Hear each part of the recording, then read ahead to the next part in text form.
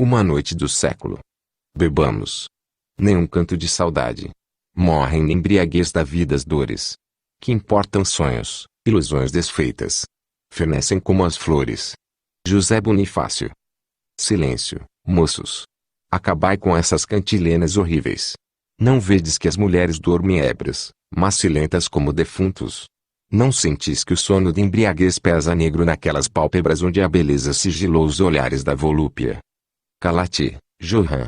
Enquanto as mulheres dormem e Arnold, o louro, cambaleia e adormece murmurando as canções de orgia de Tieck, que música mais bela que o alarido da Saturnal. Quando as nuvens correm negras no céu como um bando de corvos errantes, e a lua desmaia como a luz de uma lâmpada sobre a alvura de uma beleza que dorme, que melhor noite que a passada ao reflexo das taças. És um louco, Bertrand. Não é a lua que lá vai macilenta, e o relâmpago que passa e ri de escárnio as agonias do povo que morre. Aos soluços que seguem as mortalhas do cólera. O cólera. E que importa? Não há por hora vida bastante nas veias do homem. Não borbulha a febre ainda as ondas do vinho. Não reluz em todo o seu fogo a lâmpada da vida na lanterna do crânio. Vinho. Vinho. Não vês que as taças estão vazias, bebemos o vácuo, como um sonâmbulo. É o fictismo na embriaguez. Espiritualista, bebe a imaterialidade da embriaguez. Ó. Vazio. Meu copo está vazio. Olá, taverneira, não vês que as garrafas estão esgotadas? Não sabes, desgraçada, que os lábios da garrafa são como os da mulher, só valem beijos enquanto o fogo do vinho ou o fogo do amor os borrifa de lava. O vinho acabou-se nos copos, Bertrand, mas o fumo ondula ainda nos cachimbos. Após os vapores do vinho, os vapores da fumaça.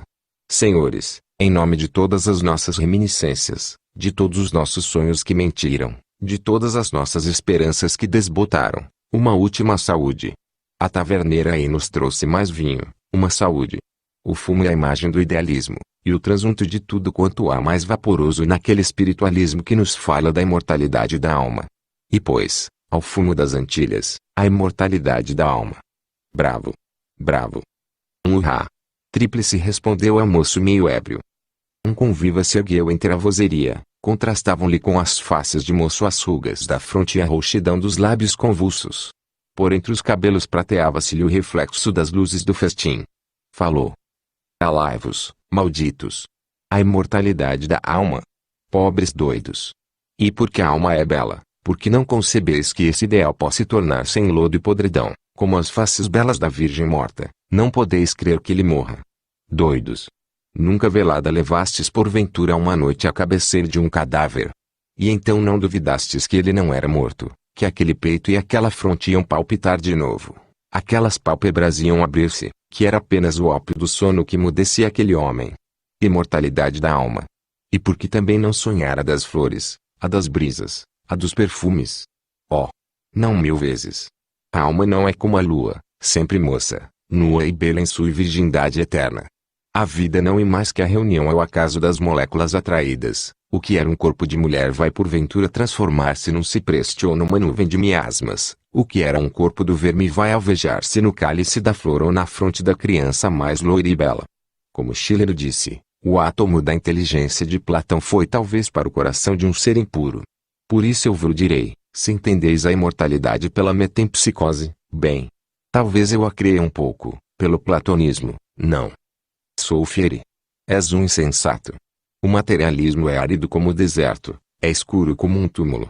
A nós frontes queimadas pelo mormaço do sol da vida, a nós sobre cuja cabeça a velhice regelou os cabelos, essas crenças frias. A nós os sonhos do espiritualismo. Ah, que baúde! Deveras, que é um sonho tudo isso. No outro tempo o sonho da minha cabeceira era o espírito puro ajoelhado no seu manto argênteo, num oceano de aromas e luzes. Ilusões. A realidade é a febre do libertino, a taça na mão, a lascívia nos lábios, e a mulher seminua, trêmula e palpitante sobre os joelhos. Blasfêmia. E não crês em mais nada? Teu ceticismo derribou todas as estátuas do teu templo, mesmo a de Deus? Deus. Crer em Deus? Sim. Como o grito íntimo revela nas horas frias do medo, nas horas em que se tirita de susto e que a morte parece roçar úmida por nós. Na jungada do náufrago, no cadafalso, no deserto, sempre banhado do suor frio do terror e que vem a crença em Deus. Creio nele como a utopia do bem absoluto, o sol da luz e do amor, muito bem. Mas, se entendeis por ele os ídolos que os homens erguem eram banhados de sangue e o fanatismo beija em sua inanimação de mármore de há 5.000 anos. Não creio nele. E os livros santos? Miséria. Quando me vierdes falar em poesia eu vos direi, aí há folhas inspiradas pela natureza ardente daquela terra como nem Homero as sonhou, como a humanidade inteira ajoelhada sobre os túmulos do passado nunca mais lembrará. Mas, quando me falarem em verdades religiosas, em visões santas, nos desvarios daquele povo estúpido, eu vos direi, miséria. Miséria. 3 vezes miséria. Tudo aquilo é falso, mentiram como as miragens do deserto. Estás ébrio, Johann. O ateísmo é a insânia como o idealismo místico de Schelling, o panteísmo de Spinoza, o judeu, e o histerismo crente de Malebranche nos seus sonhos da visão em Deus. A verdadeira filosofia e o epicurismo. O me bem o disse, o fim do homem é o prazer. Daí vede que é o elemento sensível quem domina. E pois ergamo-nos, nos que amanhecemos nas noites desbotadas de estudo insano, e vimos que a ciência é falsa e esquiva, que ela mente e embriaga como um beijo de mulher. Bem. Muito bem. É um toste de respeito. Quero que todos se levantem, e com a cabeça descoberta digam-no, ao Deus Pan da natureza, aquele que a antiguidade chamou Baco, filho das coxas de um deus e do amor de uma mulher, e que nos chamamos melhor pelo seu nome, o vinho. Ao vinho. Ao vinho. Os copos caíram vazios na mesa.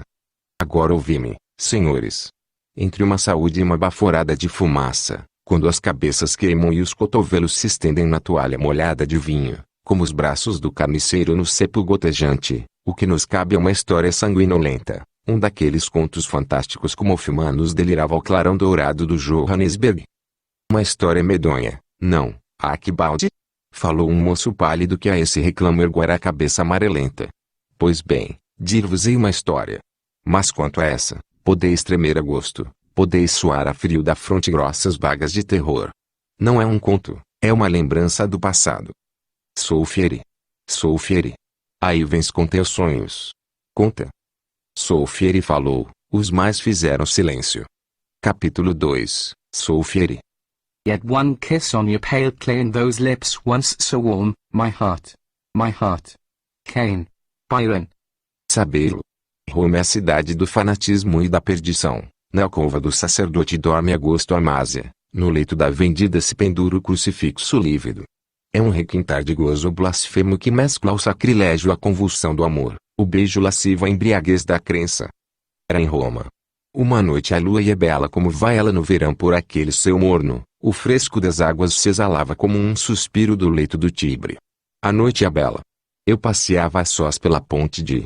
As luzes se apagaram uma por uma nos palácios. As ruas se faziam ermas, e a lua de sonolenta se escondia no leito de nuvens. Uma sombra de mulher apareceu numa janela solitária e escura. Era uma forma branca.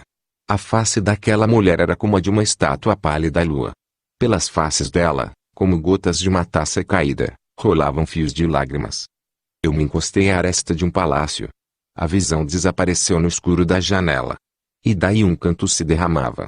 Não era só uma voz melodiosa. Havia naquele cantar um como choro de frenesi, um como gemer de insânia. Aquela voz era sombria como a do vento à noite nos cemitérios cantando a nênia das flores murchas da morte. Depois o canto calou-se. A mulher apareceu na porta. Parecia espreitar se havia alguém nas ruas. Não viu a ninguém, saiu. Eu seguia. A noite ia cada vez mais alta, a lua sumira-se no céu, e a chuva caía as gotas pesadas. Apenas eu sentia nas faces caírem-me grossas lágrimas de água, como sobre um túmulo prantos de órfão. Andamos longo tempo pelo labirinto das ruas, enfim ela parou, estávamos num campo. Aqui, ali, além eram cruzes que se erguiam de entre o ervaçal. Ela ajoelhou-se. Parecia soluçar, em torno dela passavam as aves da noite. Não sei se adormeci, sei apenas que quando amanheceu achei-me a sós no cemitério. Contudo a criatura pálida não fora uma ilusão. As luzes, as cicutas do Campo Santo estavam quebradas junto a uma cruz. O frio da noite, aquele sono dormido à chuva, causaram-me uma febre. No meu delírio passava e repassava aquela brancura de mulher, gemiam aqueles soluços e todo aquele devaneio se perdia num canto suavíssimo. 1 ano depois voltei a Roma. Nos beijos das mulheres nada me saciava, No sono da saciedade me vinha aquela visão. Uma noite, e após uma orgia, eu deixara dormida no leito dela a Condessa Bárbara. Dei um último olhar àquela forma nua e adormecida com a febre nas faces e a lascívia nos lábios úmidos, gemendo ainda nos sonhos como na agonia voluptuosa do amor. Saí. Não sei se a noite era límpida ou negra, sei apenas que a cabeça me escaldava de embriaguez. As taças tinham ficado vazias na mesa, nos lábios daquela criatura eu bebera até a última gota o vinho do deleite.